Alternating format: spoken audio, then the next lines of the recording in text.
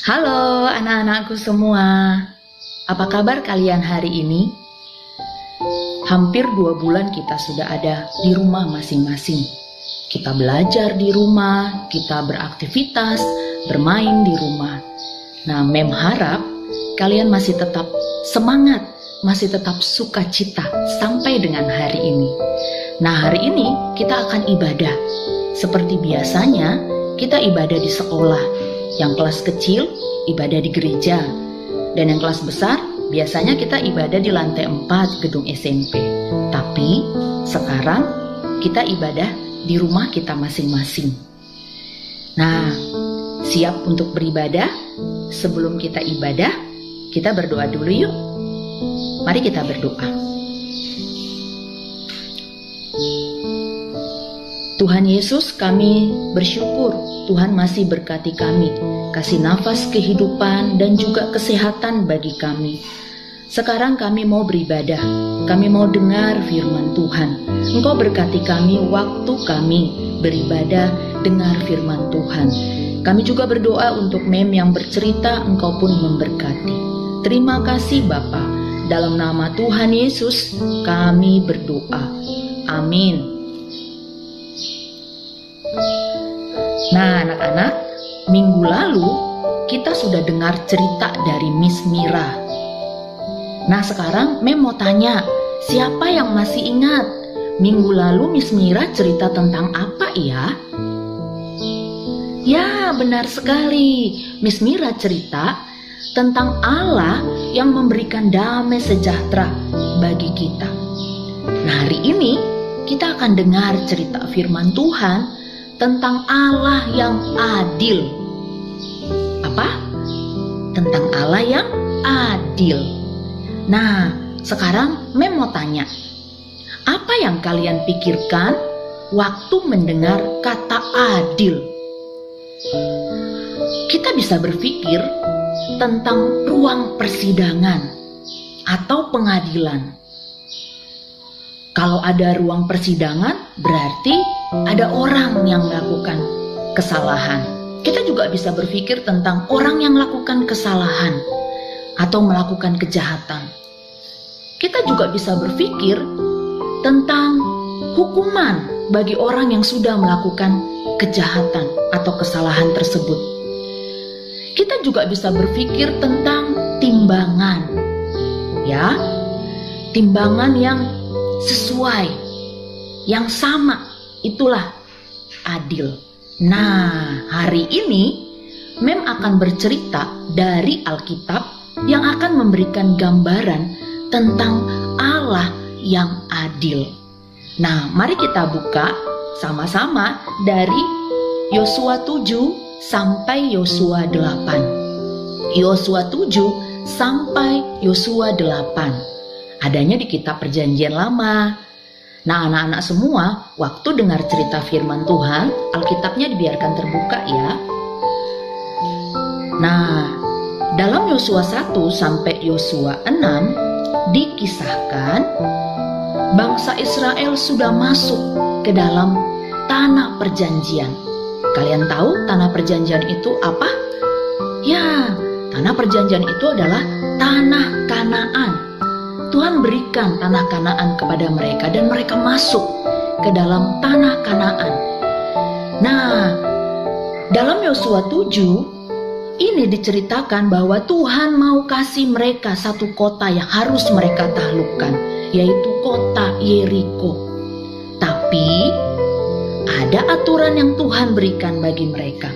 Tuhan menyuruh bangsa Israel untuk menghancurkan apapun yang ada di kota Yeriko itu, kecuali, ingat baik-baik ya, kecuali emas, perak, tembaga, dan besi. Barang-barang yang terbuat dari keempat jenis ini harus dikhususkan, disimpan untuk Tuhan. Sekarang Mem mau tanya, barang-barang apa saja tadi yang dikhususkan untuk Tuhan? Siapa yang masih ingat? Ya, barang-barang yang terbuat dari emas, perak, tembaga, dan besi. Nah, tetapi Saat itu, salah satu dari bangsa Israel, seorang yang bernama Akan dari suku Yehuda, tidak taat kepada Tuhan. Dia menyimpan beberapa barang yang harusnya dikhususkan untuk Tuhan, dia simpan untuk dirinya sendiri. Barang-barang itu yang dia ambil itu adalah 200 shikal perak dan sebatang emas sebesar 50 shikal dan juga jubah yang indah. Dia simpan di tendanya, dia kubur di dalam tanah. Akan menyimpan barang-barang itu, dia berpikir bahwa orang-orang tidak ada yang melihatnya.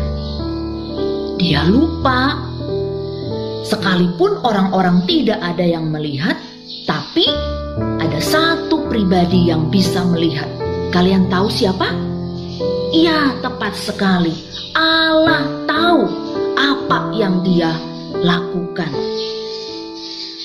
Kemudian Yosua mengutus 3.000 prajurit, 3.000 orang untuk pergi berperang ke kota Ai. Tapi sayangnya Tuhan tidak lagi menyertai bangsa Israel. Waktu itu bangsa Israel kalah di kota Ai dan 36 bangsa Israel mati terbunuh.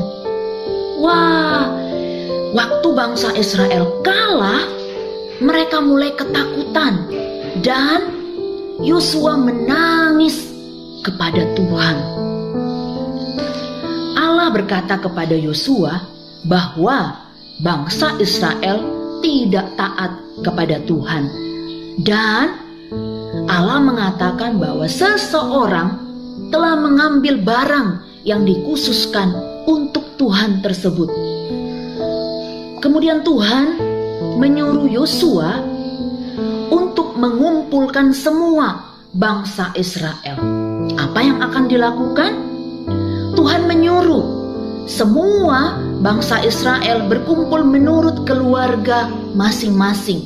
Dan setiap keluarga ini harus maju menghadap kepada Tuhan. Dan nanti di sana Tuhan akan menentukan dan menunjuk siapa orang yang bersalah tersebut, yang sudah mengambil barang yang dikhususkan untuk Tuhan tersebut. Setelah satu persatu keluarga dari bangsa Israel maju, tibalah giliran Akan dan keluarganya maju. Akan ketakutan karena dia tahu dia bersalah kepada Tuhan.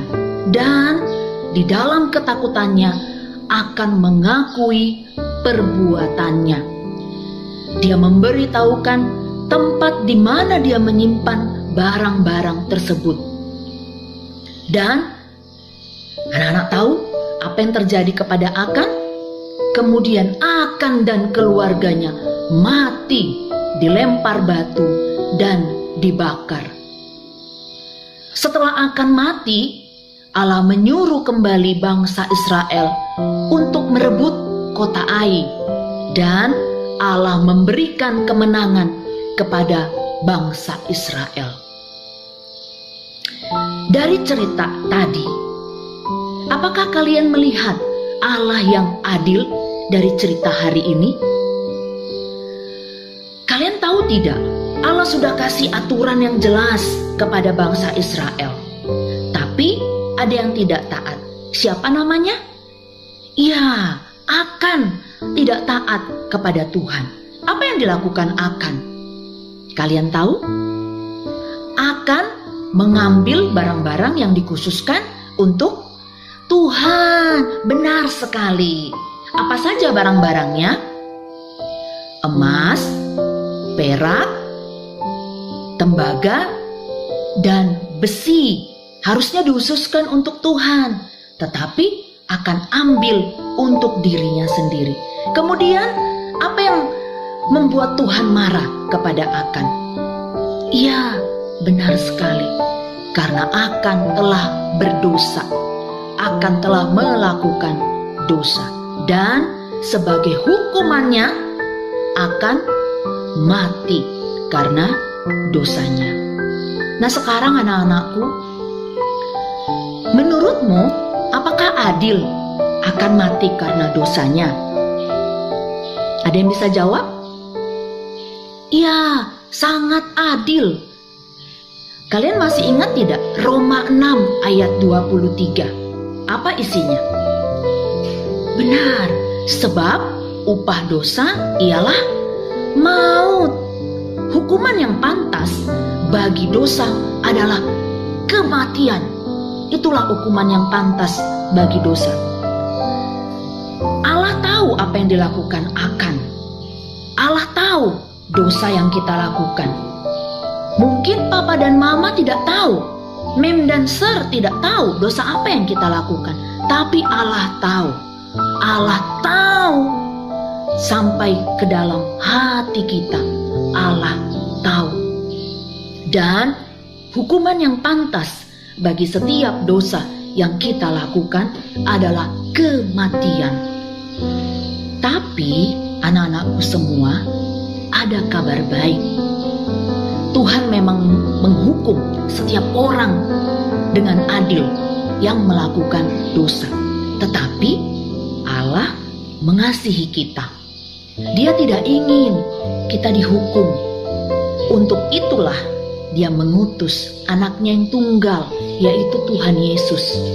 Tuhan Yesus menggantikan hukuman kita. Tapi sekalipun Tuhan Yesus menggantikan hukuman kita, apa yang harus kita lakukan? Kalau begitu, yang pertama, jangan bermain-main dengan dosa. Yang pertama adalah jangan bermain-main dengan dosa. Ingat, Tuhan lihat segala perbuatan kita. Yang kedua, lakukan hal yang benar di hadapan Allah. Lakukan hal yang benar di hadapan Allah. Mem hari ini mau kasih ayat hafalan bagi kalian yang mengingatkan tentang Allah itu adil. Mari buka dari Mazmur 7 ayat 12a. Mazmur 7 ayat 12a. Allah adalah hakim yang adil. Allah adalah hakim yang adil. Nah, singkat ya. Nah, sekarang kita pakai gerakan.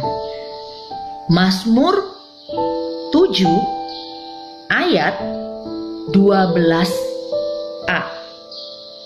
Ya, Allah adalah hakim yang adil. Bisa? Ya, kita ulang lagi ya. Allahnya menunjuk ke atas. Hakim seperti ini. Yang adil digambarkan seperti timbangan. Ya, pakai tangan. Oke, kita ulang lagi ya. Mazmur 7 ayat 12a. Allah adalah hakim yang adil. Ya, biarkan cerita hari ini mengingatkan kita tentang Allah yang adil. Mari kita tutup dalam doa. Kita berdoa. Tuhan Yesus, kami bersyukur. Hari ini kami belajar Allah itu Allah yang adil. Allah yang akan menghukum segala pelanggaran, segala dosa, ketidaktaatan yang kami lakukan. Tuhan, tolong kami untuk kami tidak bermain-main dengan dosa. Tolong kami untuk hidup benar di hadapan Tuhan, karena Engkau Allah yang adil. Engkau Allah yang akan memberikan hukuman bagi semua dosa pelanggaran kami. Tapi kami bersyukur Tuhan Yesus sudah menanggung semua dosa kami. Tuhan, tolong kami untuk terus hidup benar di hadapan-Mu. Terima kasih Bapa, terima kasih. Engkau memberkati kami sepanjang hari ini, bahkan selama kami ada di rumah, selama kami melakukan proses belajar, kegiatan, bermain di rumah. Tuhan memberkati kami. Terima kasih Tuhan, dalam nama Tuhan Yesus kami berdoa. Amin.